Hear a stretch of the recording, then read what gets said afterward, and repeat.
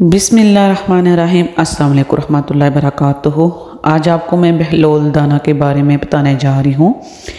बहलोल नामी एक बुज़ुर्ग गज़ना के रहने वाले थे। ये अक्सर ऐसी हरकतें और ऐसी बातें कर दिया करते थे जो बज़ाहिर समझ में नहीं आती थी। ये खलीफा हारून रशीद के दौर में मौजूद थे। हज़रत बहलोल दाना ने तमाम ज़िंदगी अपनी फ़कीरी में गुजार दी।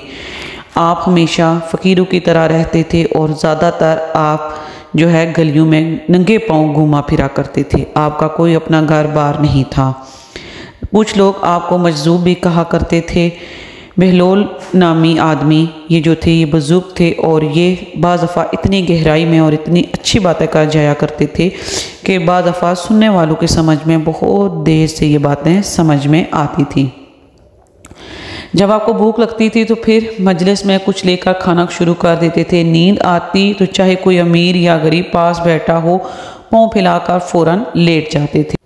आपकी इन तमाम बातों और इन दीवानावार हरकतों की वजह से लोग आपको बहलोल दीवाना कहते थे। बाज़ बहलोल दाना कहते और बाज़ लोग बहलोल दीवाना कहते थे। एक दफ़ा हंसी से कहा, बहलोल आपको बादशाहों ने गदू का हुक्मरान हाकिम मुकर्रर कर दिया है। फरमाया यहीं बंधे रहो, यानी तुम भी गधे हो। एक मरतबा किसी ने कहा, बहलोल बादशाह ने तुम्हें पागलों की मरदमशुमारी का हुक्म दिया है। फरमाया इसके लिए तो एक दफ्तर दरकार होगा। दाना गिनने का हुक्म हुआ तो उंगलियों पर गिने जा सकते हैं। एक दिन जब आप बादशाह के पास गए जो उस वक्त कुछ सोच रहा था, आपने पूछा क्या सोचते हो? उसने कहा मैं इस वक्त दुनिया की बेवफाई पर गौर कर रहा हूँ कि उस बेवफा ने किसी से भी निबाह ना किया। आपने फरमाया अगर दुनिया वफादार होती तो तुम आज बादशाह क्यों कर गिन सकते? बस इस किस्से को जाने दो और कुछ सोचो। एक दफ़ा बारिश की कसरत से अक्सर कब्रों में ऐसे शगाफ पड़ गए कि मुर्दों की हड्डियाँ और खोपड़ियाँ नज़र आने लगी।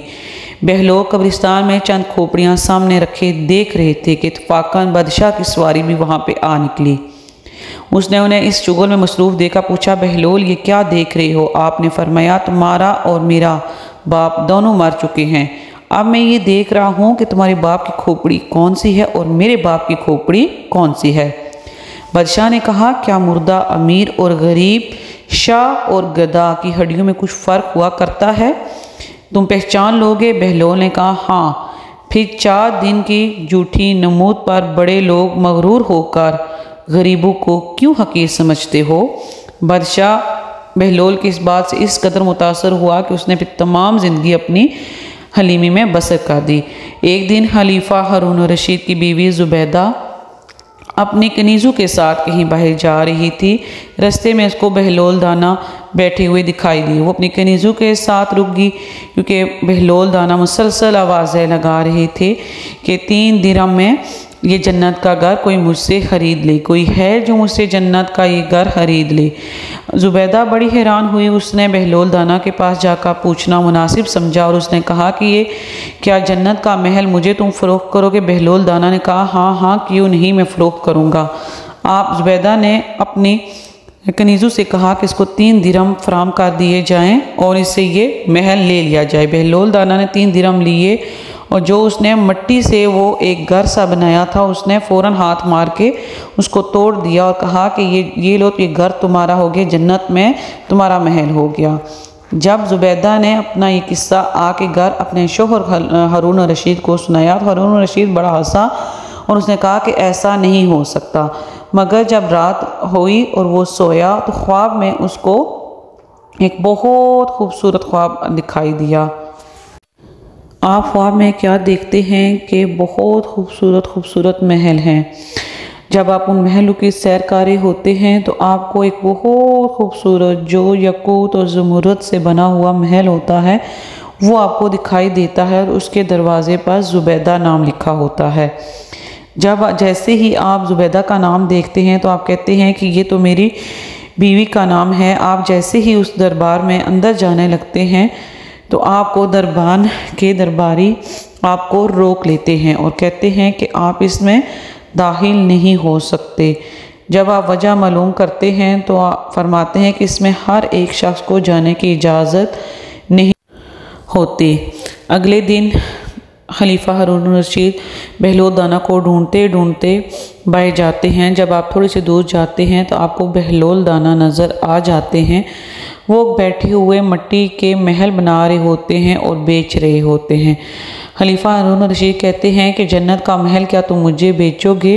बहलोल दाना कहते हैं हाँ हाँ क्यों नहीं, मैं बेचूंगा।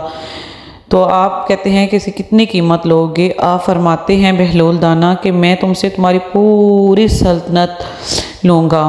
खलीफा हारून रशीद हैरान परेशान होकर खड़ा हो जाता है, कहता है कल तो तुमने 3 दिरहम में सिर्फ जन्नत का ये महल फ़रोख्त किया था और आज तुम मुझसे पूरी मेरी सल्तनत ले रहे हो। तो आप फरमाते हैं कि कल तो मामला कुछ और था, आज तो तुम तमाम चीज़ें महल देख कर आए हो, इसलिए आज इसकी कीमत भी ज़्यादा है।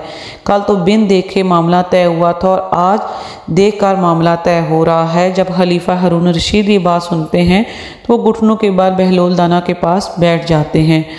आप हैरान और परेशान हो जाते हैं, बहलोल को कैसे पता कि मुझे ख्वाब में जन्नत का महल दिखाया गया है? खलीफा हारून रशीद कहता है कि ठीक है, मैं तुम्हें अपनी तमाम सल्तनत, अपनी तमाम दौलत दे देता हूँ। तब बहलोल दाना फरमाते हैं कि मैं तुम्हारी सल्तनत को, तुम्हारी हुकूमत को लेके क्या करूँगा? ये दुनिया की मोहब्बत तो आर्जी है और इस दुनिया की मोहब्बत में बहुत ज़्यादा फसाद है। मैं इस दुनिया की मोहब्बत को, इस दुनिया की दौलत और सल्तनत को लेकर क्या करूँगा? जाओ तुम्हें भी ये महल, जन्नत का महल सिर्फ 3 दिरहम में देता हूँ। बहलोल दाना बहुत ज़्यादा हिकमत और दानाई की बातें किया करते थे।